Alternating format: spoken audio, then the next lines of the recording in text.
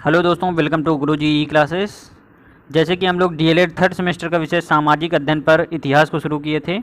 पिछले वीडियो में हम लोगों ने मुग़ल साम्राज्य का पार्ट 1 देखा था, जिस पर हम लोगों ने बाबर, हुमायूं और अकबर के विषय में जाना था। अगर वह वीडियो आपने नहीं देखा तो उसका लिंक आपको नीचे डिस्क्रिप्शन बॉक्स में मिल जाएगा, वहाँ से आप लोग जाकर उसे देख सकते हैं। चलिए दोस्तों, आज के विषय में हम लोग मुग़ल साम्राज्य का पार्ट 2 देखेंगे, जिस पर जहांगीर, शाहजहां और औरंगजेब के बारे में जानेंगे। चलिए दोस्तों, शुरू करते हैं। जैसे कि पिछले वीडियो में हम लोगों ने देखा कि अकबर की मृत्यु 1605 में हो जाती है, जिसके बाद उसका बेटा जहांगीर राजगद्दी पर बैठता है, जिसका दूसरा नाम सलीम भी है। जहांगीर को फ़ारसी, तुर्की, हिंदी भाषाओं का ज्ञान रहता है, अच्छा खासा ज्ञान था। इसका जन्म 1569 में हुआ और स्थान था फतेहपुर सीकरी, शेख सलीम चिश्ती की कुटिया में हुआ था। पत्नी इसकी मानबाई थी। मानबाई जो कि अकबर के समय पे जो नवरत्न थे मान सिंह, उनकी ही बहन थी मानबाई, जो कि पत्नी बनी जहांगीर की। दोनों का पुत्र हुआ खुसरो। खुसरो ने विद्रोह किया था दोस्तों। खुसरो जो कि बड़ा पुत्र था जहांगीर का, उसने विद्रोह किया था, जिसको हम लोग अभी आगे देखेंगे। अब देखते हैं शिक्षक कौन थे जहांगीर के। अब्दुल रहीम खाने खाना, जो कि अकबर के नवरत्न में से एक थे। 1605 में आगरा की गद्दी पर बैठा था जहांगीर, गाजी नाम से। उसके बाद जहांगीर के काल को चित्रकला का स्वर्णकाल कहा जाता है। यह क्वेश्चन 2019-2018 में पूछा गया था कि चित्रकला का स्वर्णकाल किसके काल को कहा जाता है, तो वह जहांगीर के काल को कहा जाता है। क्यों कहा जाता है? क्योंकि उसमें चित्रकार थे, बहुत सारी चित्रकलाओं पर बल दिया गया था। जैसे कि उस्ताद मंसूर साहब थे, अब्दुल हसन साहब थे, ये सब चित्रकार थे जहांगीर की राजसभा पर। तो और विदेशियों का आगमन भी हुआ था, जैसे कि कैप्टन हॉकिंस 1609 पर आए थे जहांगीर के दरबार पे। दूसरा सर टॉमस रो आए थे 1615 में जहांगीर के दरबार पर। तो इन सभी का आगमन हुआ था। इसी सब कारणवश चित्रकला का स्वर्णकाल कहा जाता है जहांगीर को। अब विद्रोह के विषय में बात थी कि 2 विद्रोह हुए थे सबसे बड़े। सबसे पहला तो उसका बेटा, बड़ा बेटा जो कि खुसरो था, उसने विद्रोह किया था 1606 ईस्वी में, जिसको जहांगीर ने पराजित किया था। जलंधर भैरावल के जगह पर, जलंधर में एक जगह है भैरावल, वहाँ पर यह युद्ध लड़ा गया था, जिसमें एक तरफ तो खुसरो था जो कि बड़ा पुत्र था जहांगीर का, और उसके साथ जो उनका नेतृत्व कर रहे थे वो अर्जुन देव सिंह थे, जो सिखों के 5वें गुरु थे। और दूसरी जगह पर उसके अपोजिट पर जहांगीर था, और जहांगीर ने उनको हरा दिया और उसके बाद उसने अर्जुन देव को मृत्युदंड दे दिए थे। तो ये तो खुसरो का विद्रोह था, जो कि उसका बेटा था। उसके बाद महावत खां का विद्रोह हुआ था 1626 ईस्वी में, जिस पर एक तरफ जहांगीर, दूसरी तरफ महावत खां थे, और उसमें जहांगीर की जीत हुई थी। उसके बाद विजय के विषय में कौन कौन से राज्यों को विजय किया था जहांगीर ने, यह क्वेश्चन 2017 में दोस्तों पूछा गया था डीएलएड में, कि कौन कौन से राज्यों को विजय की थी जहांगीर ने। तो वो सबसे पहला था मेवाड़ विजय किया था उसने 1615 में, जिसपे एक तरफ जहांगीर था, दूसरी तरफ अमर सिंह थे, और जहांगीर जीत गए थे और दोनों के बीच में समझौता हुआ था। तो ये मेवाड़ विजय सबसे पहली। दूसरी अहमदनगर की विजय 1616 में लड़ी थी, जिस पर भी जहांगीर जीत गए थे। उसके बाद कंगना एक विजय हुई थी। उसके बाद खद्रा विजय हुई थी, जो कि खद्रा एक जगह है जहाँ पर उड़ीसा पे है। तो यह 4 विजयें थी जो कि जहांगीर ने जीती थी, और ये क्वेश्चन भी दोस्तों पूछा गया था। अब हम लोग घोषणा के विषय में कुछ पढ़ेंगे कि कौन कौन की घोषणाएं की थी जहांगीर ने। उसने कुछ चीज़ों पर प्रतिबंध लगाया था और कुछ चीज़ों का निर्माण कराया था। सबसे पहले प्रतिबंध वाली चीज़ें, कौन कौन सी चीज़ें उसने रोकी थी, उनको देखेंगे। सबसे पहले तो उसने तमगा कर वसूली को रोक दिया था। उसके बाद व्यापारियों के सामान की तलाशी बिना इजाज़त नहीं ली जा सकती थी। शराब व मादक पदार्थों को बंद करा दिया था जहांगीर ने। दंड स्वरूप नाक एवं कान काटने की प्रथा को समाप्त किया था। दंड जो दिया जाता है उसमें नाक कान काट दिए जाते थे, वो उस सभी प्रथा को रोक दिया था उसने। अवैध कब्जा कर लिया जाता था, उसको रोका। किसान की भूमि पर जबरन कब्जा कर लिया जाता था, उसको रोका। और एक काम भी उसने किया था कि डॉक्टर और हॉस्पिटल की व्यवस्था पर सुधार किया था। यह तो उसका निर्माण का कार्य हो गया। उसके बाद निर्माण कराया था, सड़कों के किनारे सराय बनवाए थे, मस्जिद एवं कुएं बनवाए थे, कुएं खुदवाए थे। तो यह निर्माण के विषय में उसने कुछ काम किया था। नूरजहां का मकबरा लाहौर में था। और उसके बाद जहांगीर की मृत्यु हो जाती है 1629 में उसकी मृत्यु हो जाती है। उसके बाद उसका बेटा शाहजहां राजगद्दी पर बैठता है। तो शाहजहां, जिसका दूसरा नाम खुर्रम था, उसका जन्म 5 जनवरी 1592 में हुआ था। स्थान लाहौर था। उसने अपनी जो राजधानी थी उसको आगरा से हटा करके दिल्ली की थी 1638 में। और एक मयूर सिंहासन बनवाया था जिस पर उसने कोहिनूर हीरा लगवाया था, और जो कि इस समय इंग्लैंड में है, वह भी इसने करवाया था। उसके बाद शाहजहां के काल को मुगल का स्वर्ण काल क्यों कहा जाता है, या मुगल का शाहजहां का काल वास्तुकला का काल क्यों कहा जाता है। तो यह 2 क्वेश्चन 2019 में दोस्तों पूछे गए थे। तो इसलिए कहा जाता था क्योंकि इस काल में निर्माण कार्य हुए थे, बहुत सारे निर्माण कराए गए थे। सबसे पहला कि दिल्ली का लाल किला बना था, जामा मस्जिद, दिल्ली में जो जामा मस्जिद है वो सब बनवाई गई थी, और आगरा का मोती मस्जिद बनवाया गया था। आगरा में जो मोती मस्जिद है उसको बनवाया गया था। इसी के साथ ताजमहल जो कि सबसे प्रसिद्ध है, सब लोगों को पता है, आगरा का जामा मस्जिद बनवाया गया था। तो यह 4 जो उसने निर्माण कराया था। और उसने दीवाने खास और दीवाने आम भी बनवाया था। तो 2016 में दोस्तों यह भी क्वेश्चन पूछा गया है कि दीवाने ए खास और दीवाने ए आम किस शासक द्वारा बनवाए गए थे। ये 2016 में 1 नंबर का क्वेश्चन पूछा गया था, तो वह शाहजहां ने बनवाया था। तो यह दोस्तों शाहजहां से रिलेटेड कुछ बात थी। उसके बाद 1658 में उसको उसके बेटे औरंगजेब ने कैद कर लिया था, और 1666 में उसकी मृत्यु हो गई थी। 74 वर्ष की उम्र के थे उस समय उसकी मृत्यु हो गई थी, क्योंकि उसका जो बेटा था औरंगजेब वो बहुत ही क्रूर किस्म का था, और वो अपने पिता को ही बंदी बना लिया था। अब हम लोग सबसे क्रूर राजा के विषय में जानेंगे, जो कि औरंगजेब था।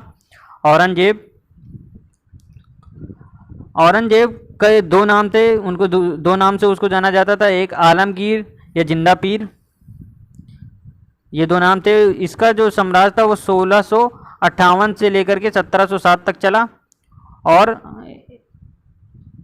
इसका पूरा नाम जो था वो अबुल मुजफ्फर मुहाउद्दीन मोहम्मद औरंगजेब था। इसकी माँ थी मुमताज महल, जिसकी याद में ताजमहल बनवाया गया था, शाहजहां ने बनवाया था। जन्म इसका हुआ था 1618 में। इसके जो गुरु थे वो पीर मोहम्मद हकीम थे। विवाह इसका दिलराज के साथ हुआ 1637 में। धर्म इसका सुन्नी था। अब हम लोग दोस्तों देखेंगे कि इसने कौन कौन से क्रूर कार्य किए थे, कौन कौन से गलत कार्य किए थे। सबसे पहले तो 1665 में उसने ये काम किया कि हिंदू मंदिरों को तोड़ने का आदेश दे दिया था। अब देख लीजिए दोस्तों, इससे पता लगता है कितना बेकार का राजा था। सोमनाथ मंदिर जो कि बनारस पे है उसको तोड़वाया था इसने। विश्वनाथ मंदिर जो कि बनारस में है उसको तोड़वाया। केशव राय मंदिर मथुरा में है वो उसको तोड़वाया। तो ये कुछ मंदिर थे जिसको उसने तोड़वाया था। उसके बाद 1665 में ही उसने होली के त्यौहार पर प्रतिबंध लगा दिया, और हिंदू जो त्यौहार मनाते थे उस पर भी प्रतिबंध लगा दिया था। फिर उसके बाद 1669 में उसने मुहर्रम मनाना बंद करवा दिया। उसके बाद 1679 में जजिया कर लागू कर दिया था उसने। उसके बाद इसने मुगल सेना पर हिंदू सेनापति ज़्यादा रखे थे, और कि हिंदू लोगों का विषय में जान ज़्यादा वो रख सके, इसलिए उसने हिंदू सेनापतियों को ज़्यादा रखे कि हिंदू मेरे समर्थन पे रहें। 1666 में उसने जयपुर भवन बनवाया, और जिस पर शिवाजी को कैद किया था 1666 में। शिवाजी को कैद करने वाली जगह जहाँ जयपुर भवन पे उसने कर लिया था। 1600 इसने बीबी का मकबरा जो कि औरंगाबाद में है वो भी बनवाया था। धर्म नीति के विषय में कुछ बातें दोस्तों जानेंगे। 2019 पे ये क्वेश्चन पूछा गया था कि औरंगजेब की धर्म नीतियाँ बताइए। तो धर्म नीतियाँ जो हमने पहले भी पढ़ी थी कि धर्म नीति में उसकी ये धर्म नीति उसने करवाई थी कि मंदिरों को तोड़वा रहा था। कौन कौन से मंदिर थे, तो उन सभी के बारे में हम लोग दोस्तों लिखेंगे, और कुछ अलग से भी हमने इस पर लिखे हैं उनको भी लिखेंगे। जैसे कि उस पर हमने देखा था सोमनाथ मंदिर बनारस पे, उसको तोड़वा दिया, विश्वनाथ मंदिर, केशव राय मंदिर, इन सभी को तोड़वाया था। होली के त्यौहार प्रतिबंध लगा दिया था, मुहर्रम मनाना बंद करा दिया था, जजिया कर लागू कर दिया था। तो ये सब उसकी धार्मिक नीति थी। अब कुछ अन्य देखेंगे, जैसे कि कुछ कर लगा दिए थे उसने, कुछ चीज़ों पर रोक लगा दी थी। तो सबसे पहले कर उसने तीर्थ कर लगा दिया था, तीर्थ यात्रियों पर कर, मतलब तीर्थ यात्री घूमने आएंगे तो उन पर कर लगा दिया गया। जजिया कर लगाया उसने, चुंगी कर लगा दिया। तो ये तो कुछ कर लगाया। उसके बाद उसने रोका क्या, गाना बजाना उसने रोक दिया था, भांग की खेती करना रोक दिया, सती प्रथा को रोका, हिंदुओं को मुसलमान बनाने का कार्य कर रहा था। तो यह कार्य इसलिए, तो ये सब इसके धार्मिक नीति जो कि बहुत ही गलत थी, उस पर इसने काम किया था। निर्माण के विषय में उसने 1677 में बादशाही मस्जिद लाहौर पे उसने बनवाई, और 1678 में बीवी का मकबरा बनवाया जो कि दिल्ली पे, और दिल्ली का लाल किला, मोती मस्जिद, ये भी उसने बनवाया था। फिर उसके बाद उसकी मृत्यु हो जाती है 3 मार्च 1707 में दौलताबाद में, उसका मकबरा बना हुआ है। तो इसके बाद इसका शासनकाल खत्म हो जाता है, और यही एक योग बस औरंगजेब था। उसके बाद तो सारे ही मुग़ल साम्राज्य में जो राजा थे वो सब अयोग्य थे। इसी कारणवश मुग़ल साम्राज्य का पतन हो जाता है। और आखिरी जो राजा थे जो 1857 की लड़ाई में मुग़ल साम्राज्य के राजा थे वो थे बहादुर शाह जफ़र सेकंड थे। अब हम लोग दोस्तों देखेंगे इम्पोर्टेंट, जो कि 2017 में क्वेश्चन पूछा गया था, इम्पोर्टेंट है, मुग़ल साम्राज्य के पतन के कारण क्या थे। तो पतन के कारण बिल्कुल सिंपल है, औरंगजेब के अयोग्य उत्तराधिकारी थे। मतलब औरंगजेब के बाद जितने भी राजा थे वो सब अयोग्य थे, बनने योग्य नहीं थे।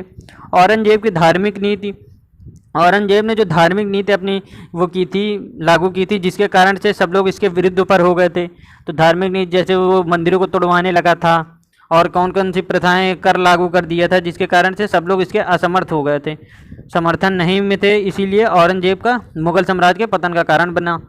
औरंगजेब का संकालू स्वभाव मतलब कि क्रूर था। आप देख लीजिए कि वह अपने पिता को ही उसने बंदी बना लिया था, तो उसका स्वभाव कितना ही बेकार सा था, इसलिए मुग़ल साम्राज्य का पतन हो गया। औरंगजेब ने दक्षिण नीति जो की थी उसकी वजह से भी उसका पतन का कारण बना। उसने मराठों और राजपूतों एवं सिखों के साथ दुर्व्यवहार किया था, जिसके कारण से मराठा, राजपूत और सिख उससे गुस्सा, क्रोधित हो गए, और पतन का कारण वो भी बने। मुग़ल सरदारों में परस्पर द्वेष भाव हो गया था औरंगजेब के प्रति, इसलिए भी वो भी कारण बने। साम्राज्य की विशालता, मतलब साम्राज्य इतना बड़ा था जिसके कारण से औरंगजेब के बाद ऐसा कोई कुशल उत्तराधिकारी नहीं था जो कि उस विशाल साम्राज्य को संभाल सके, जिसके कारण से मुग़ल साम्राज्य का पतन हो गया। जनता की उपेक्षा, जनता भी इसकी उपेक्षा कर रही थी कि ये खराब शासक है। राजकोष की रिक्ति होना, तो राजकोष का कम होने के कारण भी मुग़ल साम्राज्य का पतन हो गया। देखिए दोस्तों, मतलब कोई भी साम्राज्य होगा तो उसका पतन के कारण सिर्फ कोई एक ही विषय नहीं हो सकता। पतन के कारण बहुत से विषय हो सकते हैं, एक ही तुरंत ही नहीं हो जाता कि वो पतन हो जाए, उसके लिए समय लगता है और बहुत सारे कारण भी होते हैं। तो कुछ कारण थे जिनको हम लोगों ने देखे। उसके बाद मुग़लों का योगदान देखेंगे। मुग़लों का योगदान कहाँ कहाँ पर था, सामाजिक क्षेत्र पर क्या योगदान था। तो सामाजिक क्षेत्र पर स्त्रियों के विषय में, स्त्रियों की स्थिति जो इस समय थी वो अच्छी नहीं थी। कुरीतियाँ लाई गई थी। कुरीतियाँ मतलब कि ऐसी रीतियाँ जो कि खराब थीं, जैसे कि पर्दा प्रथा, बहुविवाह, सती प्रथा, जौहर प्रथा। तो ये सब जो प्रथाएं थी ये मुग़ल साम्राज्य में, ये सामाजिक क्षेत्र इस समय पर थी। वर्ग के विषय पे 2 वर्ग पर विभाजित थे, एक धनी वर्ग और एक साधारण वर्ग।